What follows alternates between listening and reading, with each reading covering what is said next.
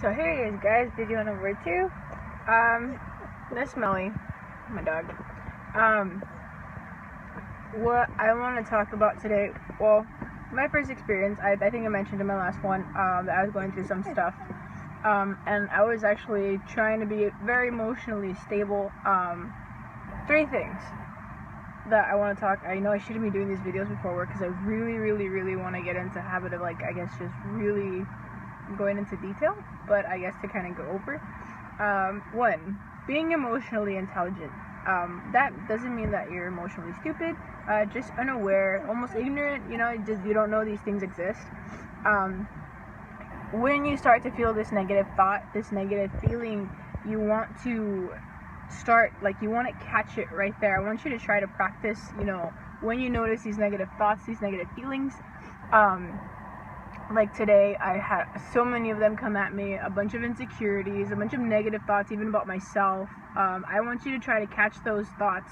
For example, for me, I talked about, or I think in the description I mentioned how I'm going to start pushing myself to be completely open and admit, everything that I think about, because I feel like a lot of us don't talk about these things because they might be, I guess a little bit shameful. You're not wanting to admit that you're, I guess, weak, or wanting to admit that you're insecure. I get insecure about how I look a lot. I get insecure about not being good enough, or not performing well enough. So I get a lot of those thoughts, and I honestly have to really stop myself, catch my thoughts, whenever I feel like, oh, maybe if you were this way, it'd be better. And I have to stop myself right there, and I have to really push myself to be like, no, those are not their thoughts about you. We're almost done, Smelly. Those are not their thoughts about you, those are your thoughts about yourself, and you kind of need to, stop. The way you start doing that is you start really separating yourself from those thoughts. For me, I tell myself, and I talk to myself out loud, okay, you're having a thought about feeling this way. That separates me from that thought, and it also helps me, it gives me some breathing room about that thought itself.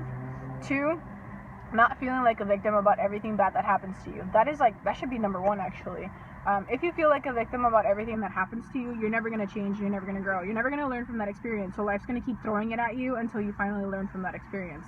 The whole why me, why can't I get a break, because at the moment, you have to work your way out of that hole to get that break. You should actually see it as somewhat a blessing. I know it doesn't seem like a blessing when it's there, but you really need to look at it that way.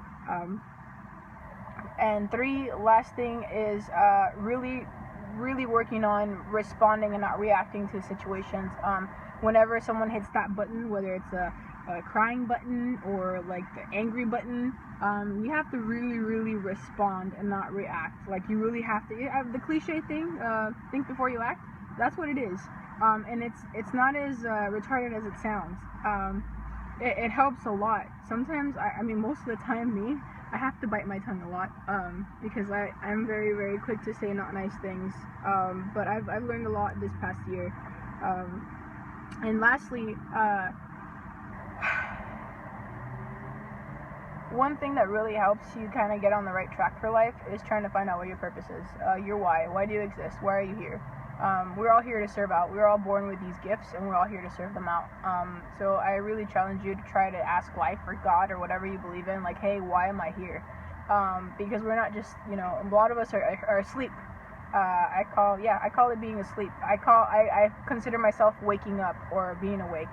A lot of people call it, being enlightened or whatever. Being really aware of yourself. And it sounds really zen and really mysterious and spiritual.